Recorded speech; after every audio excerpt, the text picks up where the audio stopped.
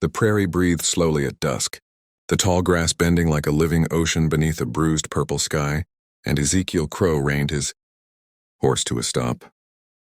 When he heard the sound that did not belong to the open plains, soft, broken sobbing, the kind that came from someone who had run out of strength long before running out of pain.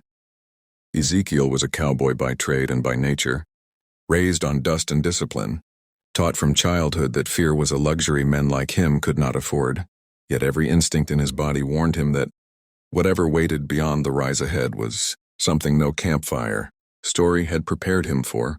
He dismounted anyway. The colt at his hip felt heavier than usual, not with threat but with doubt. He crested the hill slowly, boots crunching against dry earth, and then he saw her.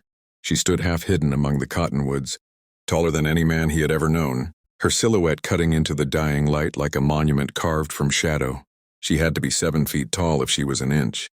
Broad-shouldered, powerful, wrapped in a tattered Apache blanket that could not disguise the strength in her arms or the long fall of her dark hair.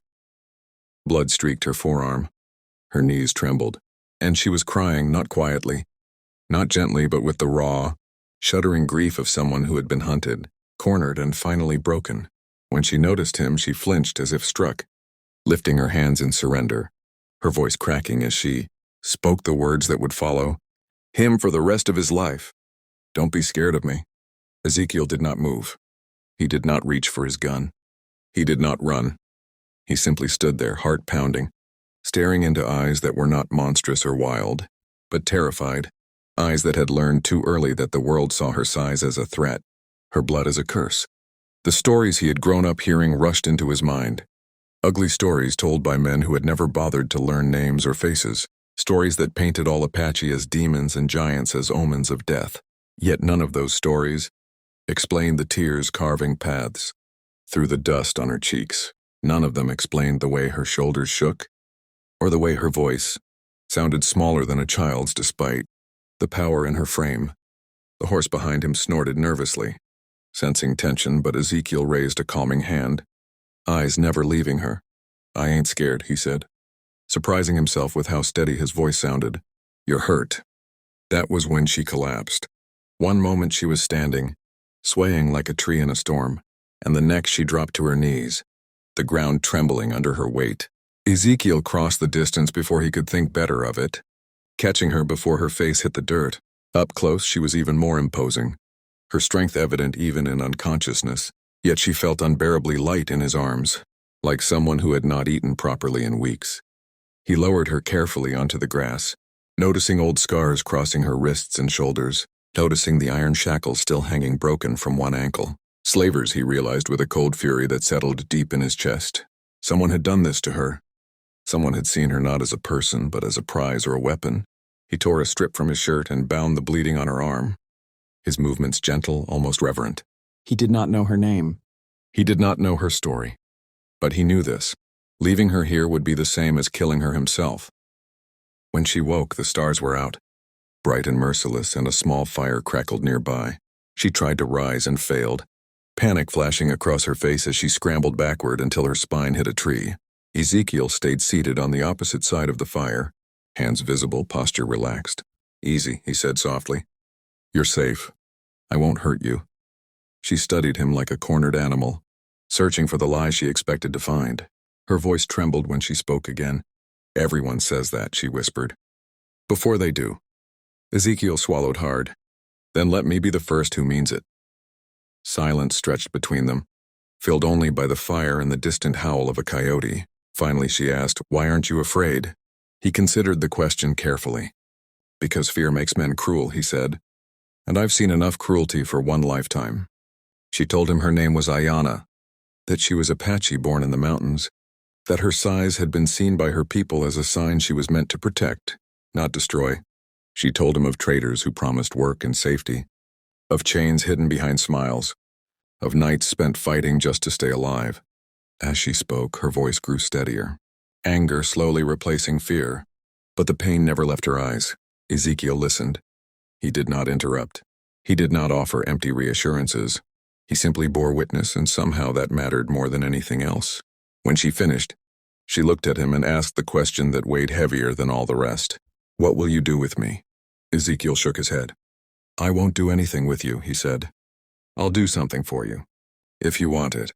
The fire burned low as dawn approached, painting the horizon with pale gold. Aiyana stood slowly, testing her strength, towering over Ezekiel once more, but now there was something different in her posture. Less fear, more uncertainty. If I stay, she said, men will come. They always do. Ezekiel nodded. Then they'll have to come through me first. For the first time, a faint, disbelieving smile touched her lips. It was fragile, like a sunrise after a long winter. The plains stretched endlessly around them, full of danger and possibility, and neither of them knew that this meeting, born of tears and courage, would change far more than just their own lives. And as the camera of this story lingers on that quiet moment, on a cowboy who chose compassion over fear and a woman who dared to hope again, remember this: stories like this exist because people choose empathy in a world that teaches suspicion. If you want to hear more stories where humanity triumphs over hatred, where strength is measured by kindness, make sure to subscribe to this channel, because the journey of Ezekiel and Aiyana is only just beginning. Morning came slowly, as if the land itself hesitated to wake, and Ezekiel Crow understood why when he saw the way. Aiyana stood at the edge of the prairie, staring east where the sun climbed like a silent witness. Light revealed what darkness had softened. The full truth of her size, the powerful lines of her shoulders, the scars that mapped her life more honestly than any words ever could. Men would see her and think danger. Soldiers would see her and think enemy. Traders would see her and think profit. Ezekiel saw none of that.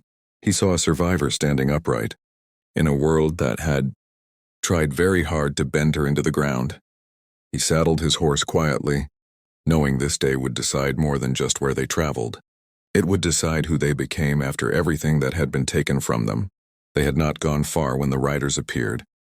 Dust rose first, then shapes, then men, 5 of them, armed, hard-eyed, riding with the confidence of those who believed the world owed them obedience. Aiyana stiffened instantly, her breath catching as old fear rushed back into her veins.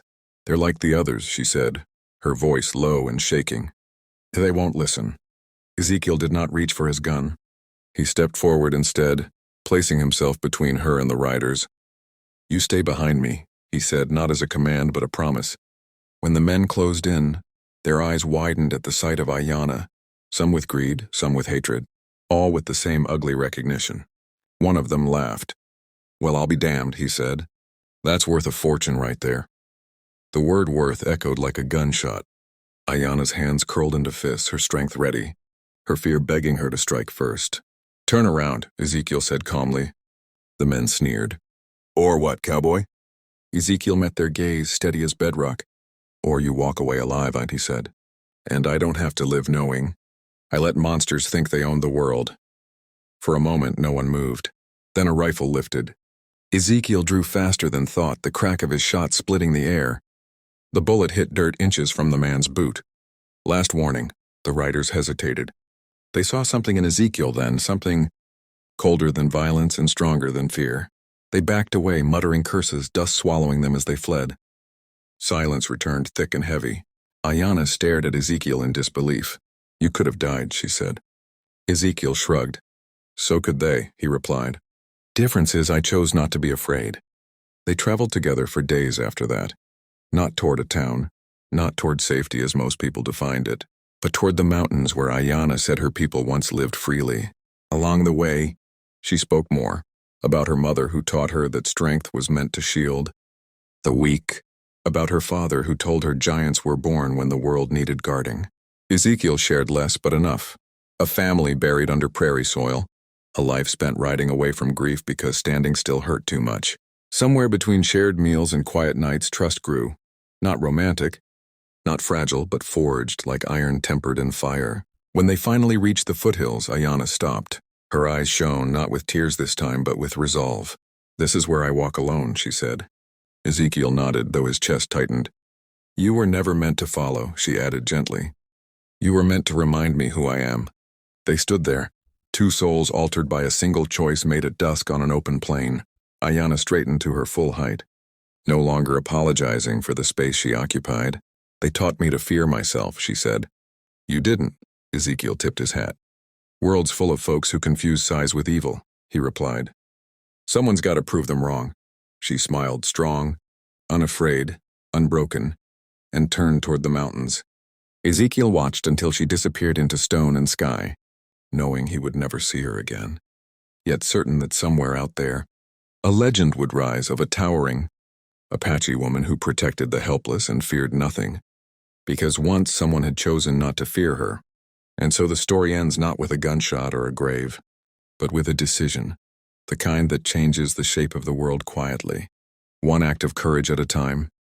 If this story moved you, if it reminded you that humanity can still rise above prejudice and fear, then don't let it end here.